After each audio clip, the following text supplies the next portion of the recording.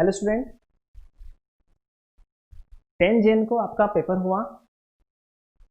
मैं आशा करता हूँ कि आप लोगों ने बड़े अच्छे से सॉल्व किया होगा इसे और आ, आपने काफ़ी नंबर भी अर्न किए होंगे, आपको कोई दिक्कत नहीं आई होगी। फिर भी यदि हमारे पास कुछ माइनर मिस्टेक्स रह गई हैं या कहीं हमें डाउट्स हैं तो चलिए मैं इस पेपर को सॉल्व करता हूँ और आप उसको क्लैरिफाई कीजिए।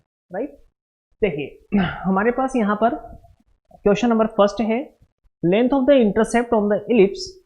यहां हमें इलिप्स दिया हुआ है एक,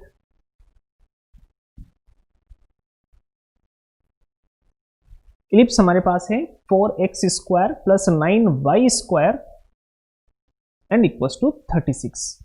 ओके, और हमें यहां पर कहा गया है कि स्ट्रेट लाइन आपके पास जो है वो लाइन है हमारे पास x plus 3y equals to 5। Right, हमें कहा गया है कि आपको intercept of the length of the intercept आपको फाइंड करनी है। आप लोगों को यहाँ पर जो ये सरल रेखा है दीर्घवृत्त को जहां वो कट कर रही है, तो रेखा के द्वारा जो अंतःखंड बना हमें पता है ये इलिप्स है हमारे पास, और लाइन जो है हमारे इलिप्स को कट कर रही है P पॉइंट पर और Q पॉइंट पर। तो P और Q जो अंतःखंड बना है, जो इंटरसेप्ट हमारे पास आया है, इसकी लेंथ हमारे पास क्या होगी ये हमें पूछा गया है। और हमें अच्छे से पता है कि अगर हमें किसी लाइन की इंटरसेप्ट निकालनी हो, लेंथ निकालनी हो, तो इसका फॉर्मूला हमारे पास रखा हुआ है 2ab upon a² m² plus b² and the root of a² m² plus b² minus c² and the root of 1 plus m²। Right, formula है, डायरेक्टली फॉर्मूले में आप लोग वैल्यू पुट कीजिए और आपको लेंथ ऑफ यहाँ पर इंटरसेप्ट फाइंड होगी। यहाँ पर आप लोगों को अंतःखंड की लंबाई पता होगी। यहाँ अगर हम वैल्यू निकालें ए बी और एम की, तो हमें ए और बी की जो वैल्यू है वो इलिप्स से मिलेगी, एम और सी जो है हमें लाइन से तैयार होता है, लाइन से मिलता है। तो अगर हम यहाँ इलिप्स लें तो इलिप्स में से हमें a² b² निकालने के लिए इसको हमें स्टैंडर्ड फॉर्म में कन्वर्ट करना होगा। तो मैं लिख सकता हूँ फॉर इलिप्स, इलिप्स से हम लोग लिख सकते हैं यहाँ x² upon 9 plus y² upon 4 equals to 1। 36 से डिवाइड करने के बाद हमें यहाँ पर a² की वैल्यू 9 मिल जाएगी, b² की वैल्यू हमें यहाँ पर 4 मिल जाएगी। करेक्ट, लाइन है, लाइन को हमें y equal to mx plus c में कन्वर्ट करना होगा। mx प्लस c में कन्वर्ट करने के लिए minus x divide by 3 plus 5 divide by 3 हमें मिलेगा। तो लाइन से हम यहाँ पर ले सकते हैं m की वैल्यू -1 अपॉन 3 एंड जो c है, c की वैल्यू हमें 5 डिवाइड बाई 3 मिलेगी। y equal to mx plus c में कन्वर्ट करने के बाद m और c की वैल्यू हमें वहां से मिलेगी। वैल्यूज को जाकर के हम अपने इस फॉर्मूले में पुट कर देंगे और पुट करके हम लोगों को लेंथ ऑफ द इंटरसेप्ट हमें फाइंड होगी। मैं यहाँ पर वैल्यू को पुट कर देता हूँ, तो मुझे मिलेगा P Q equals to 2 into A means 3 into 2 upon a², it's mean 9 into m², 1 upon 9 हो जाएगा यहाँ, एंड प्लस b² हमारे पास 4 है एंड द रूट ऑफ, ये 9 से 9 कैंसिल हो जाएगा, 4 प्लस 1 5 हो जाएगा। आप ध्यान दीजिए a² m² प्लस b² की वैल्यू, यहाँ जो हमने वैल्यू फाइंड करी है वही वैल्यू है और यहाँ हमें 5 मिला है, इसलिए मैं यहाँ से सीधे 5 वैल्यू पुट कर देता हूँ, माइनस c² हम यहाँ पर लेंगे तो 25 डिवाइड बाई 9 हमें मिलेगा and the root of 1 plus m², तो 1 प्लस m² के अकॉर्डिंगली 1 अपॉन 9 यहाँ आ जाएगा। ओके, चलिए हम आगे बढ़ाते हैं इसे।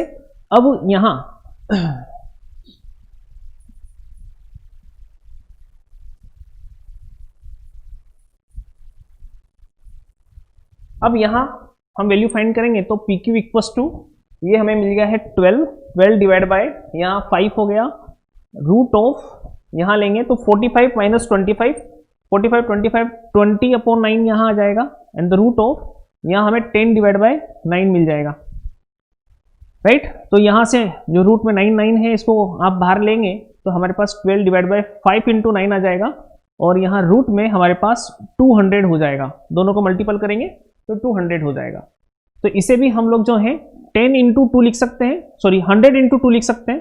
100 बाहर आएगा तो हमारे पास 12 5 इंटू 9 और यहाँ 10 रूट 2 हो जाएगा। राइट, अंदर हमारे पास 100 इंटू 2 है, 100 का स्क्वायर रूट करेंगे तो हमें 10 मिल जाएगा, यहाँ 10 हम ले लेंगे तो ये 5 2 बार कैंसिल हो गया और यहाँ हम लोगों को 3 से कैंसिल कर देंगे इसे, तो यहाँ 4 बार, ये 3 बार हो जाएगा तो ये टोटल मिला करके 8/3 एंड द रूट ऑफ 2, यहाँ हमें लेंथ ऑफ इंटरसेप्ट मिल जाएगी। तो हम देख सकते हैं इसका आंसर हमारे पास यहाँ बी फाइंड होगा, यहाँ बी हमें मैच कर जाएगा, राइट। ओके, तो इसमें डायरेक्टली फॉर्मूला हमारे पास काम में आया है। चलते हैं क्वेश्चन नंबर 2 पर।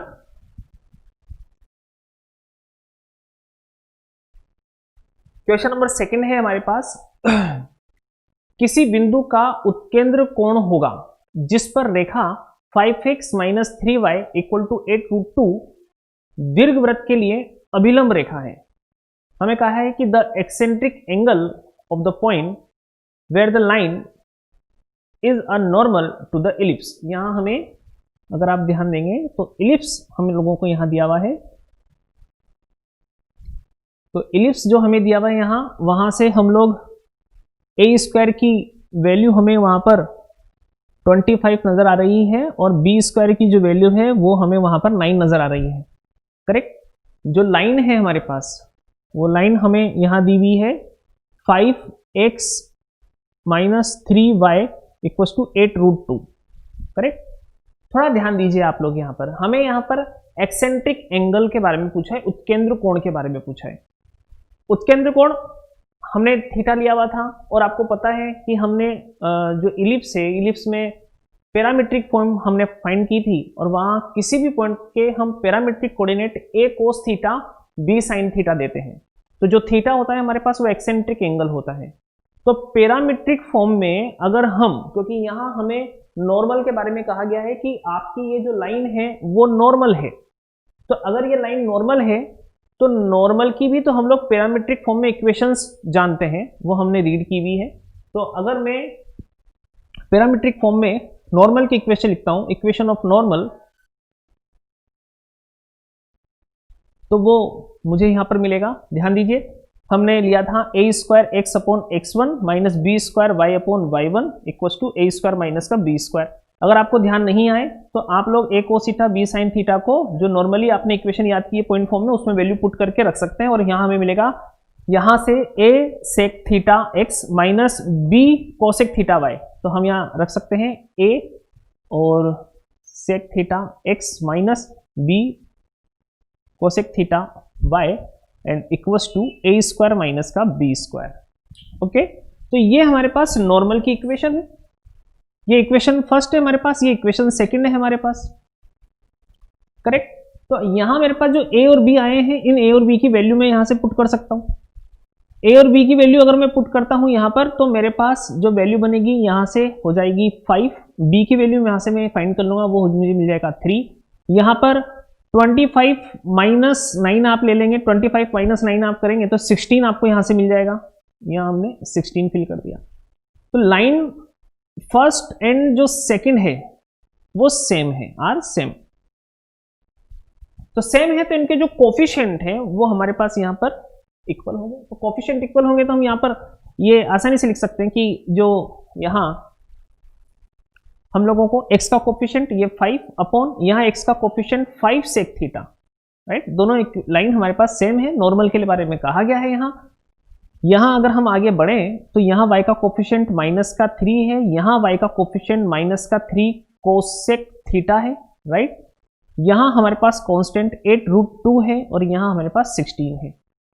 ओके, तो यहाँ से 5 और 5 कैंसिल, माइनस माइनस कैंसिल, 3 से 3 कैंसिल। आप यहाँ पर फर्स्ट, सेकंड एंड थर्ड किसी भी एक को आप यहाँ पर लें। अगर मैं यहाँ से फर्स्ट एंड थर्ड यहाँ लेता हूँ तो ये 8 से ये कैंसिल हो जाएगा 2 बार और यहाँ √2 इसको कैंसिल कर देगा √2 बार, राइट। तो फर्स्ट और अगर मैं थर्ड लेता हूं तो मुझे यहाँ पर 1/sec theta, 1/sec theta equals to 1/√2 मिला।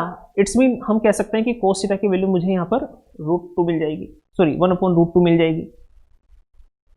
ओके, किसी भी एक को ले लीजिए, फर्स्ट थर्ड को ले लीजिए या सेकंड थर्ड को ले लीजिए, आपका काम है थीटा की वैल्यू फाइंड करना, मतलब एक्सेंट्रिक एंगल निकालना। और हम अच्छे से जानते हैं कि cos थीटा इक्वल्स टू 1/√2 है, तो थीटा हमारे पास यहाँ पर π/4 होगा, π/4 पर हमें 1/√2 मिलता है। तो यहाँ हमारा जो ऑप्शन है वो ऑप्शन चला जाएगा यहाँ पर बी पे, तो यहाँ हमारा जो आंसर है वो बी हो जाएगा, राइट। देखिए थर्ड जो क्वेश्चन है उसको देखिए आप। तो यहाँ पर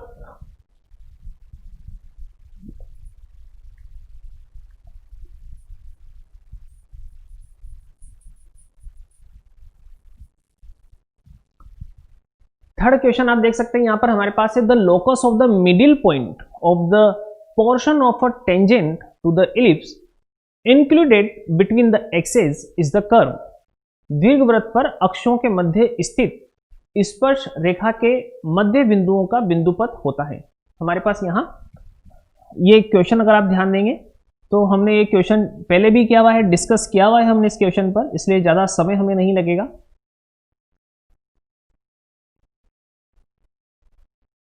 हमने यहाँ इलिप्स ले लिया है और इलिप्स में हमें यहाँ कहा गया है यहाँ y एक्सिस हो गया, ये x एक्सिस हो गया। हम लोगों को यहाँ पर एक टेंजेंट लाइन लेनी है, ये मैंने टेंजेंट लाइन ले ली है, राइट। ये स्पर्श रेखा मैंने यहाँ पर ले ली है और हमें कहा गया है कि ये जो स्पर्श रेखा है दीर्घवृत्त पर अक्षों के मध्य स्थित, अक्षों के मध्य x एक्सिस और y एक्सिस के बीच में जो हमने टेंजेंट लाइन ली थी उसका जो हमारे पास पोर्शन है, जो पोर्शन है हमारे पास, राइट। अगर हम इसको यहाँ पर Q और R ले लें और यहाँ पर ये पॉइंट P है, P Q R हमने ले लिया, तो हमारे पास यहाँ पर R है और Q है और हमें यहाँ पर कहा गया है कि ये जो पोर्शन है इसके मिड पॉइंट का, आप सपोज करो इसका मिड पॉइंट हमारे पास यहाँ है, ठीक। इसको P ले लिया है, Q ले लिया, R ले लिया, इसको आप T ले लीजिए, सॉरी एक काम करिए, इसको T ले लीजिए आप, इसको P ले लीजिए, कोई फर्क नहीं पड़ता। तो यहाँ पर P ले लिया और ये मिड पॉइंट है और इसका हमें लोकस चाहिए तो इसको हम लोग H के ले सकते हैं, करेक्ट। तो टेंजेंट जो लाइन मैंने ली है, T पॉइंट पर जो स्पर्श रेखा मैंने ली है, तो उस स्पर्श रेखा का जो पोर्शन है Q और R, उसका मिड पॉइंट जो है उसका हमें लोकस निकालना है। इसका मिड पॉइंट हमने P ले लिया, तो जिसका लोकस हमें निकालना है उसको हमने यहाँ पर H के शो कर दिया। तो ध्यान दीजिए क्वेश्चन हमने पिछले लेक्चर में कर चुके हैं हम लोग। ये अगर ये मिड पॉइंट है P H के तो मैं Q और R के कोऑर्डिनेट लिख सकता हूँ। ध्यान दीजिए मेरे पास Q का कोऑर्डिनेट बन जाएगा 2H, 0, मेरे पास R का कोऑर्डिनेट बन जाएगा 0, 2K, राइट। अगर आप इनके मिड पॉइंट निकालोगे Q का और R का तो H के हमें मिल जाएगा। मिड पॉइंट कैसे निकालते हैं, x1 plus x2 divide by 2 और y1 plus y2 divide by 2। तो दोनों के x के कोऑर्डिनेट को आप ऐड करके डिवाइड करोगे तो h मिल जाएगा, y के कोऑर्डिनेट को ऐड करके डिवाइड करोगे तो k मिल जाएगा, करेक्ट। देखो Q है और यहाँ पर 2h कोऑर्डिनेट है, तो मैं कह सकता हूँ कि मेरे पास यहाँ पर x एक्सिस पर जो लाइन है वो x एक्सिस पर 2h लेंथ का इंटरसेप्ट कट करती है और इसी तरीके से R है उसमें y एक्सिस 2k बता रखा है। तो मतलब हम कह सकते हैं कि जो लाइन है वो y एक्सिस पर 2k इंटरसेप्ट कट करती है, अंतःखंड काटती है। तो फिर मैं इस लाइन की जो इक्वेशन है वो अंतःखंड रूप में लिख सकता हूँ। मैं इस लाइन की इक्वेशन जो है इंटरसेप्ट फॉर्म में लिख सकता हूँ। तो लाइन की जो इक्वेशन हमारे पास होगी, इक्वेशन ऑफ लाइन, वो हमारे पास यहाँ होगी इन इंटरसेप्ट फॉर्म। लाइन अंतःखंड रूप में वो होगी x अपॉन a। तो a हमारे पास जो अंतःखंड, देखिए अंतःखंड रूप होता है x upon a upon y upon b equals to 1। a और b क्या होते हैं कि जो लाइन ने आपके x एक्सिस पर अंतःखंड काटा है, इंटरसेप्ट लिया है, वो a है और ये इंटरसेप्ट b है। तो यहाँ हमें 2h मिल रहा है इसलिए हमें यहाँ पर 2h रखना होगा। यहाँ हम लोगों को 2k मिल रहा है इसलिए हमें यहाँ पर 2k रखना होगा और ये हमारे पास इक्वेशन फर्स्ट। अब ध्यान दीजिए कि जो हमारी लाइन है वो लाइन हमारे पास टेंजेंट लाइन है, लाइन हमारे पास टेंजेंट लाइन है। और अगर ये लाइन हमारे पास टेंजेंट लाइन है तो हम इस लाइन की इक्वेशन टेंजेंट के फॉर्म में भी दे सकते हैं, राइट। तो ये लाइन टेंजेंट लाइन है, स्पर्श रेखा है, तो स्पर्श रेखा का समीकरण हम लोग जानते हैं। हम लोग इसी लाइन का समीकरण, स्पर्श रेखा का समीकरण, ये स्पर्श रेखा भी है इसलिए हम इसका समीकरण लिख सकते हैं यहाँ। वो हमारे पास होगा a x cos theta plus x upon a, sorry x upon a cos theta plus y upon b sine theta equals to 1। हमारे पास यहाँ जो इलिप्स दिया हुआ है वो आप चेक कर लें, इन्होंने स्टैंडर्ड फॉर्म में ही रखा हुआ है इसलिए a और b ही आएगा। अगर हमारे पास कुछ मान दिया हुआ होता तो हम यहाँ पर मान रख देते। ये हमारे पास फर्स्ट है, ये इक्वेशन नंबर हमने सेकंड रख दिया। अब जो दोनों हमने लाइन लिखी है वो डिफरेंट लाइन नहीं है, एक ही लाइन है। हमने एक ही इसी लाइन की इक्वेशन हमने इंटरसेप्ट फॉर्म में भी लिखी और इसी लाइन की इक्वेशन हमने टेंजेंट फॉर्म में, जो टेंजेंट थी उस परिभाषा से लिखी। तो दोनों लाइनें एक ही लाइन है तो इनको कंपेयर कर देंगे, first and second are same. तो अगर ये सेम है तो x के कोफिशिएंट हम यहाँ ले लेंगे, तो यहाँ x का कोफिशिएंट 1/2h है और यहाँ x का कोफिशिएंट हमारे पास यहाँ cos थीटा अपॉन a है। तो हम यहाँ लिख सकते हैं cos थीटा अपॉन यहाँ a इंटू यहाँ x का कोफिशिएंट 1/2h जो कि यहाँ ऊपर की तरफ आ जाएगा। ओके, y के कोफिशिएंट पर आ जाइए। यहाँ y के कोफिशिएंट पर अगर हम आते हैं तो यहाँ हमें मिलता है, ध्यान दीजिए, साइन थीटा अपॉन b, ये y का coefficient sine theta upon b upon 1/2k, तो ये ऊपर की तरफ जाएगा तो यहाँ 2k हमें मिल जाएगा। ओके, एंड इक्वल्स टू यहाँ पर हमारे पास 1 आ जाएगा। ये फर्स्ट हो गया, सेकंड हो गया और ये हमारे पास थर्ड हो गया। तो फर्स्ट और थर्ड से तो हम कोस थीटा की वैल्यू निकाल देंगे, सेकंड और थर्ड से हम लोग साइन थीटा की वैल्यू निकाल देंगे। तो यहाँ अगर हम वैल्यू निकालें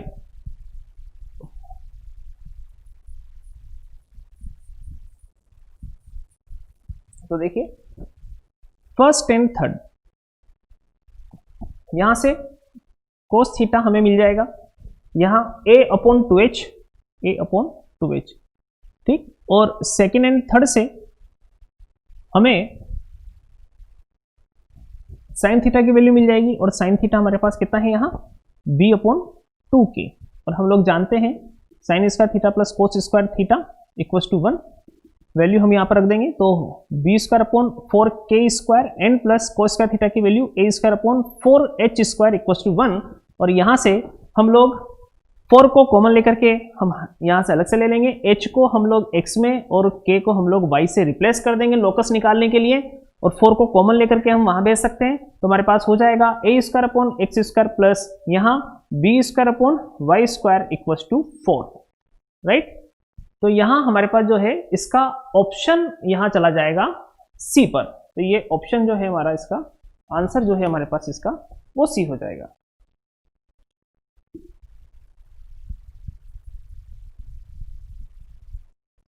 ओके, तो इस क्वेश्चन पे हमने पहले भी डिस्कस कर लिया था और ये इस तरीके से होगा, करेक्ट।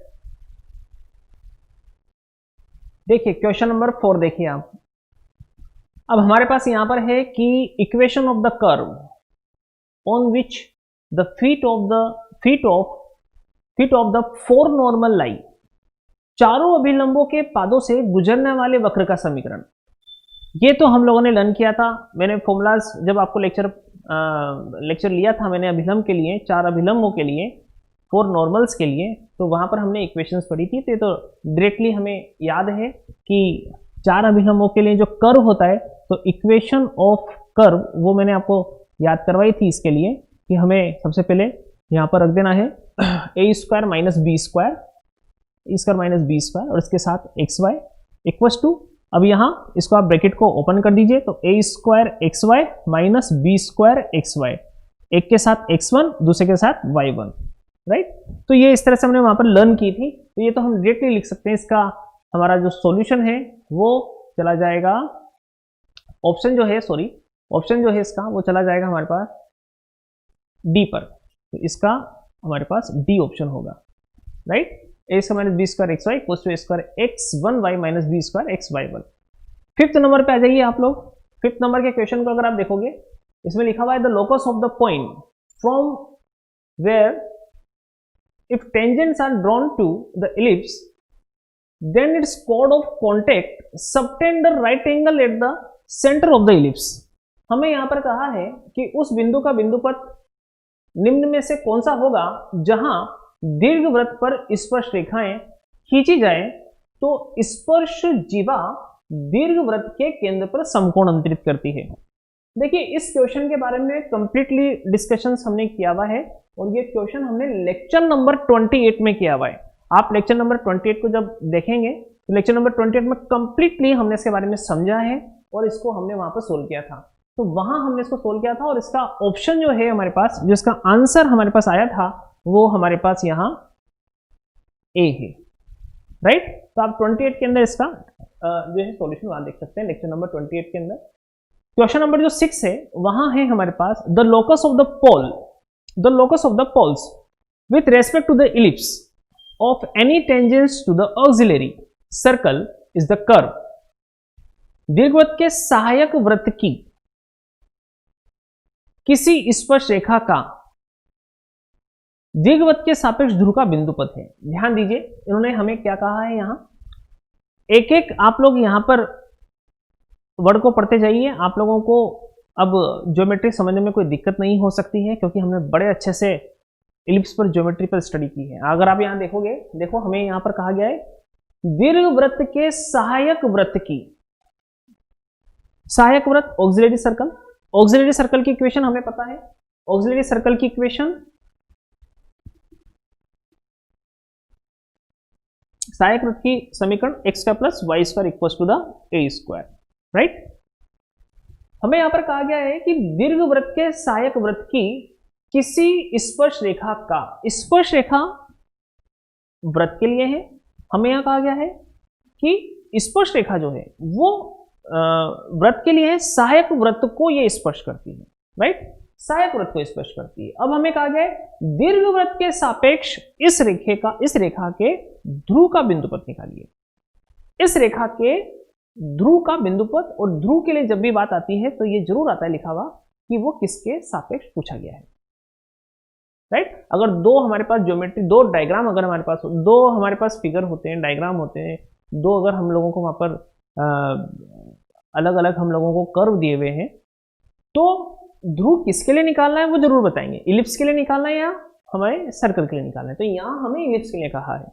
तो ध्यान दीजिए, हमें यहां पर कहा है कि जो लाइन है उसका पोल जो है उसका लोकस निकालिए, और वो जो पोल है वो इलिप्स के रेस्पेक्ट में है। तो आप जरा ध्यान दें कि मेरे पास एक लाइन है जो कि ऑक्सिलरी सर्कल को टच करती है, तो इस लाइन का जो ध्रुव है, जो पोल है, ये पोल, अब इसका हमें लोकस पूछा है तो इसको हम एच के ले लेंगे। तो अगर इस लाइन का पोल एच के है तो फिर इस पॉइंट के लिए ये लाइन उसकी पोलर हो जाएगी, राइट, वो ध्रुवी हो जाएगी इसकी। तो अगर मैं ध्रुवी की समीकरण देना चाहूं तो मैं ध्रुवी की समीकरण लिख सकता हूं यहां पर equation of equation of polar, वो मेरे पास होगी x1 अपॉन ए स्क्वायर मतलब h upon A square plus Y के upon B square equal to 1। क्योंकि यहां पर जो पोल था इलिप्स के रेस्पेक्ट में था, इसलिए पोलर की इक्वेशन इलिप्स के रेस्पेक्ट में आएगी। अगर वो पोल सर्कल के रेस्पेक्ट में होता तो फिर यहां पर हमारे पास, यहां पर भी ए स्क्वायर होता और यहां पर भी हमारे पास ए स्क्वायर रहता, राइट, दोनों के लिए सेम होता है सर्कल के लिए। तो ये इक्वेशन हमने यहां पर रख दी है सेकेंड, राइट।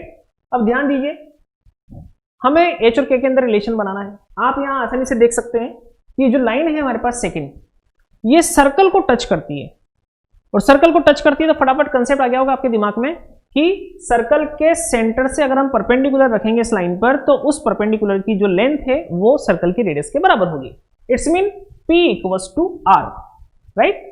सर्कल के सेंटर से लेंथ, सर्कल का सेंटर अगर आप देखोगे तो 0 0 है, तो 0 0 से हम इस लाइन पर परपेंडिकुलर लेंथ निकालते हैं। वो पॉइंट हमें एक्स और वाई में पुट कर देना है, एक्स और वाई में पुट कर देंगे यदि हम, तो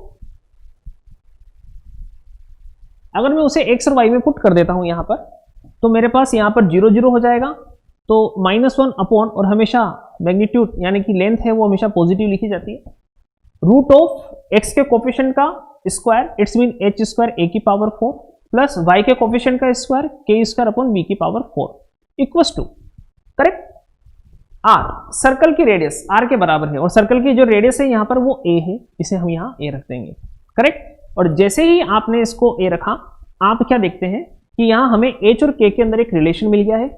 हम h को x से, k को y से रिप्लेस करेंगे, और यहां से रूट हटाने के लिए मैं दोनों तरफ स्क्वायरिंग कर देता हूं यहां, जिससे मैं इसको इस तरह से लिख सकता हूं। ध्यान दीजिए, ये मेरे पास होगा यहां पर,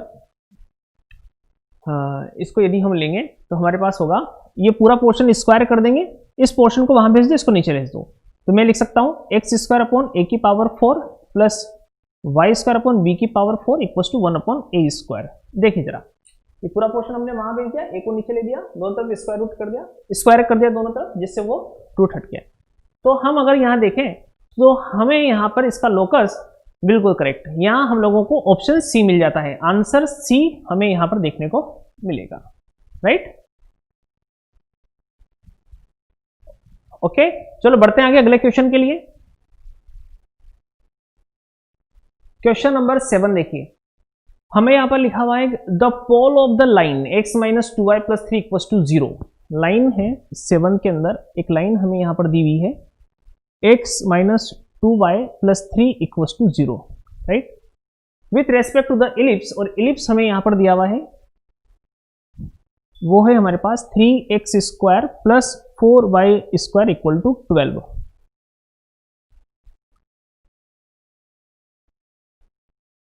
करेक्ट। चलिए, तो आप यहां पर ये देखिए, हमें यहां पर कहा गया है the pole of the line with respect to the ellipse. हमें कहा गया है कि ये जो इलिप्स हमें दिया हुआ है, इस इलिप्स के लिए और इस लाइन के लिए इलिप्स के रेस्पेक्ट में पोल क्या होगा, पोल हमारे पास क्या रेडी होगा, क्या तैयार होगा। तो आप ध्यान दीजिए, हमने पोल के लिए फॉर्मूला हमने कोऑर्डिनेट लिखा था।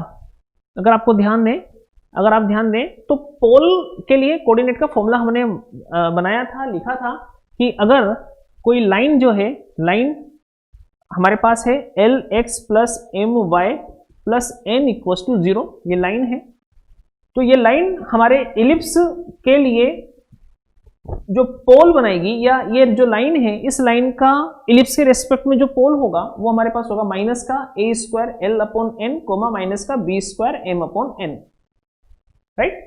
तो यहाँ पर हम लोग x, y और कांस्टेंट को यहाँ पर शामिल करेंगे, a² b² इलिप्स से लेंगे। तो ये सीधा हम यहाँ पर पोल का कोऑर्डिनेट यहाँ लिख सकते हैं, माइनस का a² L upon N comma minus का b² M अपॉन N। इस फॉर्मूले में वैल्यू पुट करें, माइनस a², यहाँ आप देखिए इलिप्स को स्टैंडर्ड फॉर्म में कन्वर्ट करेंगे तो यहाँ से a² आपके पास 4 आ जाएगा और b² आपके पास यहाँ पर 3 आ जाएगा। तो मैं इसको लिख सकता हूँ माइनस का 4 इंटू L, L की वैल्यू, x का कोफिशिएंट जो है वो L होता है, तो 1 अपॉन 3 यहाँ आ जाएगा हमारे पास, कोमा माइनस b² की वैल्यू 3 है यहाँ, इंटू M अपॉन N, और M अपॉन N अगर आप देखोगे तो माइनस का 2, यहाँ हमें मिलेगा माइनस का 2 अपॉन 3। राइट। तो यहाँ हमें पोल जो मिलता है उसमें हम कंप्लीटली लिख सकते हैं माइनस का 4 अपॉन 3, 3 से 3 कैंसिल, माइनस माइनस प्लस हो गया है और यहाँ हमें 2 मिल गया है। तो पोल जो है इसके, हमें यहाँ इसका आंसर D मिल जाएगा, D इसका करेक्ट आंसर होगा। करेक्ट। तो ये सीधा हमें फॉर्मूले से यहाँ पर इसको ले सकते हैं, देख सकते हैं। क्वेश्चन नंबर 8 देखिए आप। क्वेश्चन नंबर 8 में हमें कहा गया है द इक्वेशन ऑफ द कोड of contact of tangent from the point 32 to the ellipse x का प्लस 4y² इक्वल टू 9। बिंदु 3, 2 से दीर्घवृत्त पर खींची गई स्पर्श रेखाओं की स्पर्श जीवा का समीकरण हमें पूछा गया है। देखिए,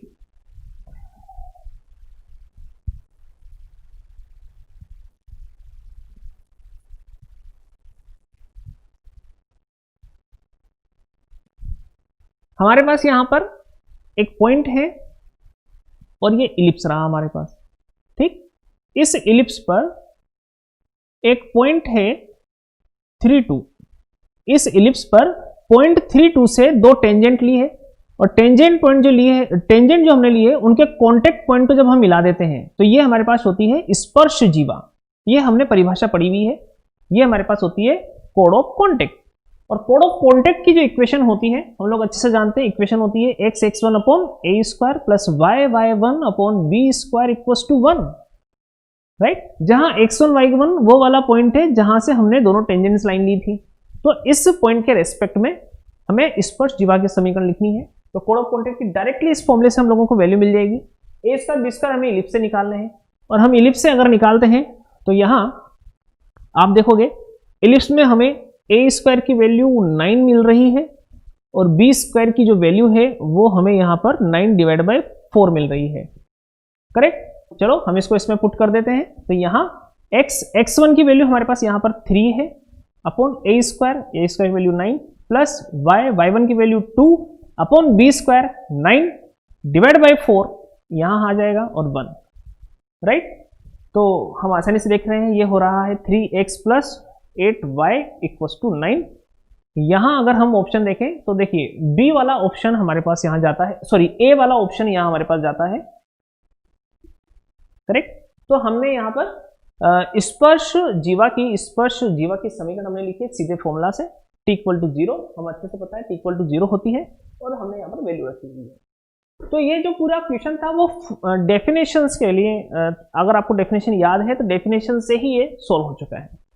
अगर यहां आप देखोगे क्वेश्चन नंबर 9, तो यहां कहा है कि the locus of a point whose polar with respect to the ellipse touches the director circle. हमें कहा गया कि दीर्घवृत्त के सापेक्ष किसी बिंदु की ध्रुवी यदि नियामक वृत्त को स्पर्श करती है तो बिंदु का बिंदुपथ है। अभी हम लोगों ने सहायक वृत्त वाला एक क्वेश्चन किया था, बिल्कुल एज इट इज उसी तरीके से ये सॉल्व होगा। और ये जो क्वेश्चन नंबर 9 है इसका कंप्लीटली हम लोगों ने सॉल्यूशन इसके बारे में अच्छे से डिस्कस हम लोगों ने लेक्चर नंबर 36 में किया था, लेक्चर नंबर 36 में। तो आपको इसको कंप्लीटली अगर देखना है वहां तो पूरा हमने लेक्चर नंबर 36 में इसको सोल्व किया है और वहां पर इसके बारे में डिस्कस किया है। तो वहां से हम लोगों को जो इसका ऑप्शन जाता है वो ऑप्शन इसका बी जाता है। तो हमारे पास यहां पर जो 9 क्वेश्चन है उसका जो आंसर है वो बी ऑप्शन में चला जाता है, राइट। बी ऑप्शन यहां पर आएगा। देखते हैं अगला क्वेश्चन। देखिए क्वेश्चन नंबर 10, दीर्घवृत्त 16x square plus 9y square equal to 144। हमें यहां पर 10 में एलिप्स दिया हुआ है 16x square plus 9y square 144, right. और हमें कहा गया है कि इस एलिप्स की लंबवत स्पर्श रेखाओं के प्रतिच्छेद बिंदुओं का बिंदुपथ है।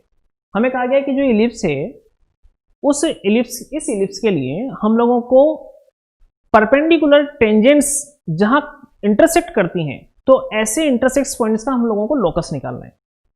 तो टेंजेंट लाइन यहां कैसी है, यहां पर परपेंडिकुलर है, राइट।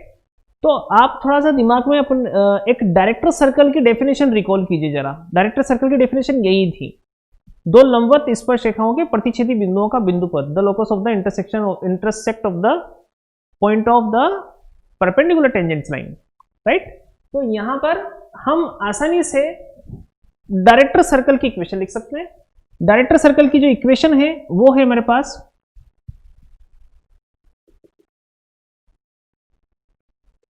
ये प्रतिच्छेदी बिंदुओं का बिंदुपथ होता है जो कि डायरेक्टर सर्कल है। और डायरेक्टर सर्कल की इक्वेशन होती है x square plus Y square equal to the A square plus b square. A square b square कहां से होंगे, एलिप्स में से होंगे।